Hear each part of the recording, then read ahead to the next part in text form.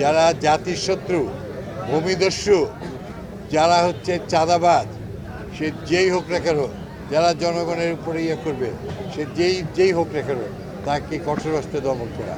এবং গত 17 বছরে এবং 1.5 বছরে যারা বিভিন্ন জায়গা জমি দখল করেছে, তাদেরকে আইনের আওতায় নিয়ে আসা এবং একটি সুন্দর রাষ্ট্রীয় পর্দা, রাষ্ট্রকে একটি শান্তির মহানগরীতে পরিণত করা আমাদের প্রধান দায়িত্ব।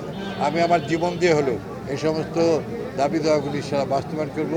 বিশ্বাস রাখতে হবে, মনে রাখতে হবে, শহীদ জিয়া জাতির জন্য যুদ্ধ করেছেন এবং জীবন দিয়ে শাহাদত বরণ করেছেন। আমরা তার সৈনিক। মনে রাখতে হবে, বেগম খালেদা জিয়া মাথা নত করেন নাই। তিনি সবসময় দেশের জন্য তিনি কাজ করে গেছেন এবং তিনি আমাদের মাঝে চলেছেন। তার মতো হতে হবে, আমাদের নেতা জনাব তারেক রহমান হতে হবে। তো আমি আশা করছি যে আগামী দিনে বাংলাদেশের দেশ পরিচালনা রাষ্ট্রে যেমন অতীতে ব্যাপক ভূমিকা রেখেছিল, ভবিষ্যতেও রাখবে। আমি চাই যারা এই নির্বাচনে অংশগ্রহণ করেছে তারা সবাই আমার ভাই, তাদের সবাইকে নিয়ে রাজশাহীকে আমরা গড়ে তুলব। আমরা কোনো এখানে কেউ মানে অতীতের মতো একনায়ক হয়ে কোনো কিছু করার চেষ্টা করে বা দুর্নীতিবাজ কোনো না করে আমরা চাই যে দুর্নীতিবাজ মুক্ত একটি সুন্দর প্রশাসন। এবং ইনশাল্লাহ আমরা জনগণের ভোটে নির্বাচিত, জনগণের জবাবদিহিতা এবং জনগণের মুখ উজ্জ্বল করাই আমাদের প্রধান দায়িত্ব।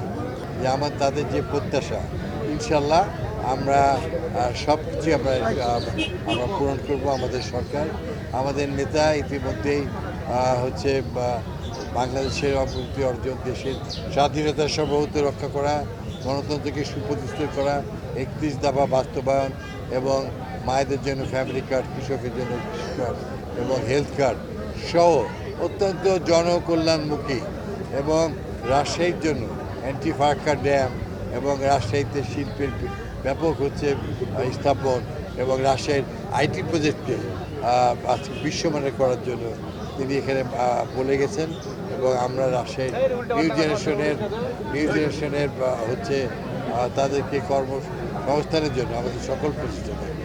আমি কৃতজ্ঞতা জানাই রাজশাহী মহানগরবাসীকে, তাদের সন্তান হিসেবে আমাকে তারা আবার তাদের সেবা করার সুযোগ দিয়েছে। কোনো সেবক নয়, তাদের সন্তান হিসেবে তাদের পাশে থাকা।